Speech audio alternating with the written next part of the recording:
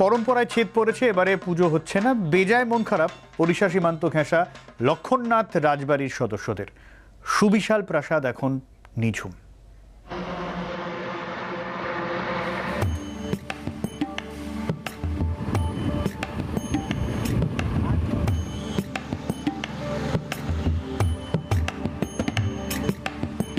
করোনায় বেজায় মন খারাপ রাজবাড়ির।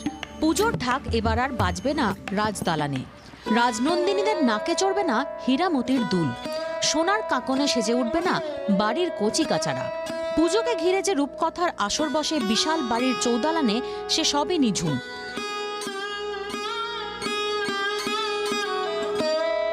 ওড়িশা সীমান্তের প্রবেশদ্বার লক্ষণনাথ, সেখানেই রয়েছে সুবিশাল রাজগড় লক্ষণনাথ রাজবাড়ি। প্রতি বছরই রাজবাড়ির পুজো দেখতে ভিড় জমান গ্রামের মানুষ। এবছর সবই বন্ধ।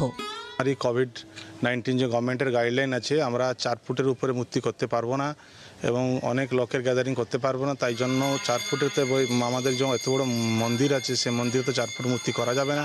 আমাদের তো সব কিছু নিয়ম নিষ্ঠাই হয়। বড় মূর্তি 17-18 ফুটের মূর্তি হয়। তাই জন্য এবছর আমরা ঘট বসিয়ে পুজো করব। সুবর্ণরেখা নদীর তীরেই লক্ষণনাথ রাজবাড়ি। 2 একর জমির ওপর গড়ে উঠেছে এই রাজবাড়ি। জমিদার বাড়ির ভিতরেই রয়েছে বিশাল মন্দির। নমনম করেই পুজো করার সিদ্ধান্ত নিয়েছেন রাজ পরিবার।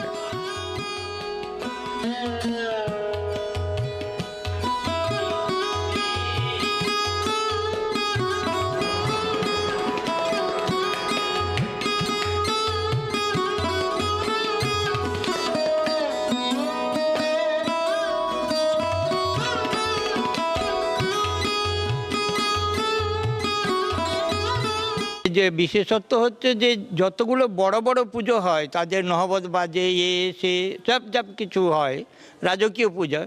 সেটা রাজকীয় পুজো, ওটা আপনার বারোয়ারি পুজো নয় যে বাজারে হাটে অমুক তমুকে কোথায় হচ্ছে পুজোটা, যে সেইভাবে হয়তো হচ্ছে, তা নয়। এটা নিয়ম নিষ্ঠা, একদম ঘড়ি ঘন্টা ধরেই কাজকর্ম হয়। কিছুই হচ্ছে না, সবারই মন খারাপ। আনন্দ কেউ কিছু করতে পারবে না, বুঝতে তো পারছেন। বছরে একবারই পুজো হয়, খুবই মজার লাগে, কিন্তু এখন সবারই মন খারাপ এই করোনার জন্য।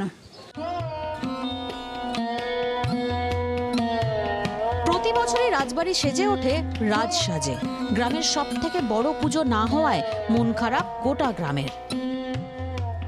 খড়গপুর থেকে ক্যামেরায় ইন্দ্রজিৎ সাহুর সঙ্গে গোপীর রিপোর্ট, জি 24 ঘন্টা।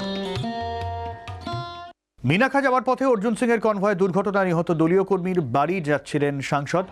বগিরহুলায় কলকাতা বাসন্তী রোডে হঠাৎ করে উল্টে যায় কনভয়ের একটি গাড়ি। আহত কয়েকজন সিআরপিএফ জওয়ান। অল্প বিস্তর আহত হন কয়েকজন পথচারীও। আহতদের মিনাখা হাসপাতালে নিয়ে গেলে প্রাথমিক চিকিৎসার পর ছেড়ে দেওয়া হয়।